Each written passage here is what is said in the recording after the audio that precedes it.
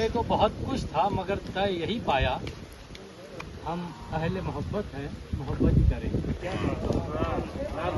ये भटकल वालों ने मोहब्बत करके साबित कर दिया कि वो इश्क बहुत अच्छी तरह से कर सकते हैं। इश्क, उर्दू से इश्क और बेपनाह इश्क। हम लोग जो नाशरीन हैं उन लोगों को तमाम को तजुर्बा हुआ होगा कि जब हम जाते हैं मेले में, मैं तो बहुत कम जाता हूँ, लेकिन वहाँ आदमी जाने के बाद कहाँ रहे, होटल ढूंढो, खाने का इंतज़ाम देखो, और जिस तरह से परेशानियों में जाता है और खाली हाथ लौट कर आता है, वो तजुर्बा तमाम नाशरीन को है। लेकिन आपने बहुत बड़ी बात की कि उनका न सिर्फ रहने का इंतज़ाम किया बल्कि बहुत अच्छे खाने का भी इंतज़ाम किया। और जो सरकारी मेले होते हैं, माफ़ करना एनसीपीओल वाले, शहजाद भाई आप भी, इस सरकारी मेले वाले जो है सरकार की तरह से ही चलते हैं, लंगड़े लोले।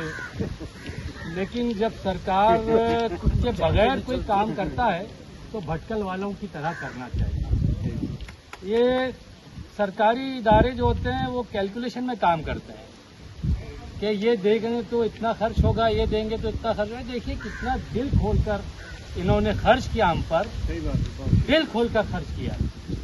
देखा नहीं कि इतना इस पर कितना लग रहा है एक फर्द पर, उसके बावजूद भी जिस तरह से किया है सरकारी मदद के बगैर, ये बहुत बड़ी बात है। सबसे बड़ी बात मौलाना अतर साहब, आपने जो तरबियत की बात की और तिफलिस्तान का ख्वाब देखा, हम उस ख्वाब की ताबीर बहुत जल्द देखना चाहेंगे।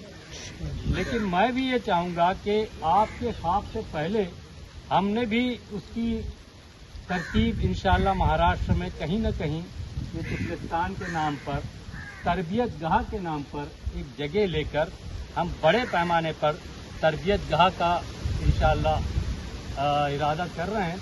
बरसों पहले हमने मुंबई म्यूनसिपल कॉरपोरेशन में एक खतो किताबत की थी उर्दू घर के नाम से। वो चल रहा है, मामला चलता रहेगा, लेकिन तरबियत गाह जो है ये बहुत ज़रूरी है। तालीमी इदारों के बड़े बड़े इमारतें बड़ी बड़ी होती हैं और अंदर सिर्फ तालीम के नाम पर क्या परोसा जाता है हम जानते हैं, लेकिन तरबियत जो माँ की कोख से निकलकर अमली ज़िंदगी तक पहुँचाती है और वहाँ अच्छा इंसान बनाने की कोशिश करती है, और उसके लिए किताबें सबसे बड़ा ज़रिया होती हैं। और हम लोग किताबें छोड़कर